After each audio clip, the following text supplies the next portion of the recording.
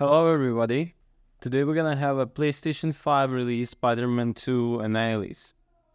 Despite to play the inevitable sequel to the Marvel Spider-Man, the Insomniac Games title that won over Spider-Man fans in 2018 was directly proportional to fear of repeat of the standalone Miles Morales, which turned out to be good, but deep down more of the same. We've been immersed in Marvel New York for weeks now, experiencing more than just a web-head story.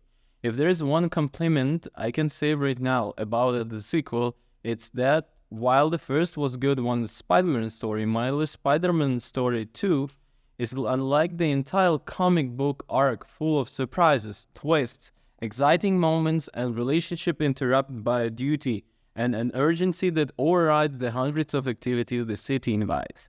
It opens up a little to the image of the first of God of War, for more veteran of you, with an imposing spectacle that immediately throws us into the action and seeks the highlights of the main elements of the game, especially the collaboration between the Peter and Miles, as the Spider highlighted in guard different areas of the city, joining forces when its stake requires it. I loved how we could be solving a common robbery against a group of the henchmen, and the other Spider-Man arrives on the scene to help as he passing through the area. Much of the activation is truly free. We have some set pieces moments where the action is guided in the name of spectacularity, but without reinventing the wheel. Insomniac focus was fundamentally on the refining the mechanics and investigating in what worked best in 2018. The crossroads of narratives in a good comic style, the combat capabilities of the protagonist, and will be there, and the experience of the open world New York, which is the bigger, exuberant, and full of activities. Well, the city is never sleeps, so let's start exactly here. The open world is again is a full-fledged protagonist, the detail put into the different elements of the city that never sleeps, which remains immensely full to transfers, and it is incredible. It has remarkable deep more life and also navigation options which combine beautifully with the famous webs under Spider-Man's arms, reminiscent of the original version introduced in the pages of Amazing Fantasy 15 in 1962.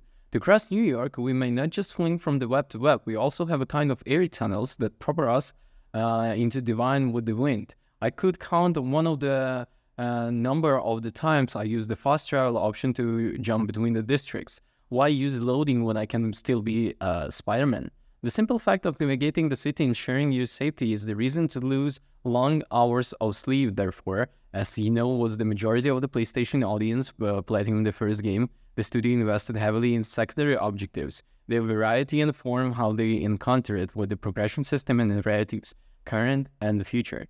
There are exclusive challenges for two spiders, specific to the certain villains, reunions with recognizable figures from the Marvel mythology, and in between Insomniac even found a way to use missions to take home to New York and inhabit its culture, art, among the others. More personal moments for the Peter and Miles, which expand their characterization beyond the main adventure.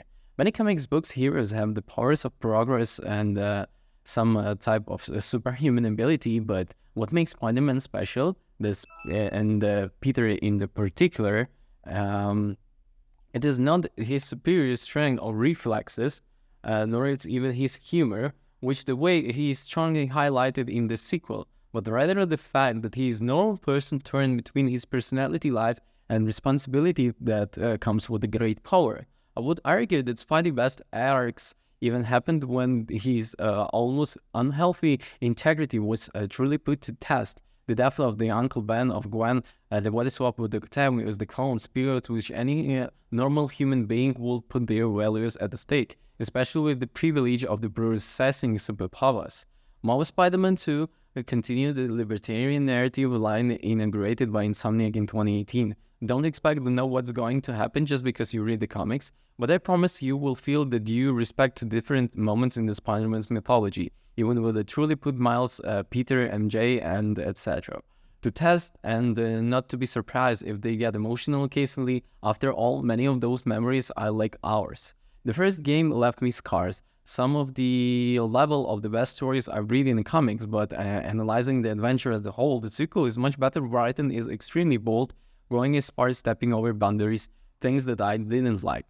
I would dare to reveal directly an analysis. The secret of the Insomniac's formula lives between the trial of the fidelity navigation through the open world, familiarity with the characters and mythology, Spider-Man combat capabilities. The combination of these three opens up the space for the arcade fantasy that many of us dreamed in the science childhood. The sequel expands three moments with a bigger and more beautiful city, a more urgent and engaging story, and when it comes to the combat, you will notice change made in the name of variety of the resolution of the biggest communities the first game, which had takedowns of real spectacle. But as we progress, clashes against the groups of enemies in practice became the feast of the takedowns that reduced not only the challenge, but also the unpredictability of the moment, opening the doors to repetition and boredom. The studio solved in different ways. First, by limiting the amount of the takedowns we have access to. The second, by forcing us to choose between the healing or the healed, or performing one of the special maneuvers. The third way is more intelligent and impactful because the playable protagonists have different abilities, inviting us to make the series of the quick decision between the groups of opponents and bullets flying in different directions. Which gadget to activate and what to do on effect, what special ability to trigger, should I heal myself or risk get a takedown, what approach to use each type of the opponent, does he have a shield or the firearm, is he a brute or the common gangster? A madness that immerses us even more in the fantasy of dressing us like a Spider-Man.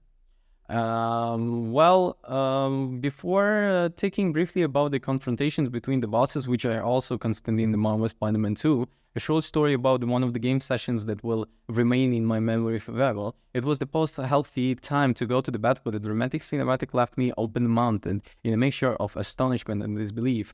I looked to my side, my wife, and said, "Did you see this? Look, that perhaps through the intervention of the gods who protect the embargoes, my old analysis partner had already fallen into a deep sleep on the couch. It wasn't my intention, but immediately afterwards, an absolutely incredible gameplay segment began, which led me to emit a set of uncontrolled high-pitched sounds, more like those of teenage fan and serious critics which would meet me putting me to sleep.